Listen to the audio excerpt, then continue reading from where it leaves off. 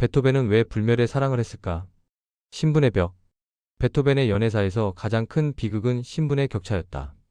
당시의 엄격한 계급사회는 평민 작곡가와 귀족 영예의 결합을 허용하지 않았다. 1801년 17세의 매혹적인 소녀 줄리에타 귀차르디가 나타난다.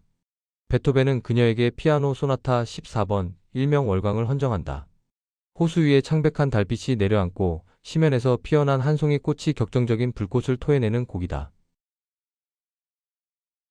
하지만 줄리에타는 개수의 기운을 가진 여인이었다. 베토벤과의 인연은 희박했고 그녀의 남편 자리는 이미 견고했다. 결국 줄리에타는 1803년 아마추어 작곡가 폰 갈렌베르크 백작과 결혼하며 떠난다. 방황할 수밖에 없는 운명. 베토벤의 삶은 겉으로 화려했으나 내면은 지독히도 차가웠다. 명리학적으로 베토벤은 계묘 일주이다. 차가운 겨울밤, 대지를 적시는 고요한 물의 기운이다. 일지는 배우자의 자리다.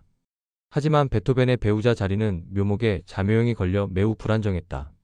평생 안식을 찾지 못하고 방황할 수밖에 없는 운명이었다. 어둡고 차가운 개수에게 필요한 것은 오직 하나, 자신을 따뜻하게 비춰줄 불의 기운이었다. 진실한 사랑. 베토벤은 제자 요제피네에게 운명적인 사랑을 직감한다. 병인 일주의 요제피네는 베토벤이 그토록 갈구하던 찬란한 불꽃 그 자체이다. 1804년 미망인이 된 요제피네와 베토벤은 걷잡을 수 없는 불꽃 사랑에 빠진다. 하지만 그녀 역시 가문의 압박과 사회적 평판 때문에 베토벤의 청혼을 거절할 수밖에 없었다. 두 사람의 사랑은 이룰 수 없기에 더욱 애절한 기록으로 남았다. 베토벤에게 진정한 불멸의 연인은 요제피네 폰 브룬스비크이다. 불멸의 사랑. 1812년 베토벤이 쓴 주인 없는 편지에는 나의 천사, 나의 전부, 나의 자아여라는 절절한 고백이 담겨 있다. 수취인이 누구인지 밝혀지지 않은 이 편지는 그가 추구한 사랑이 이상적인 미 그 자체였음을 보여준다.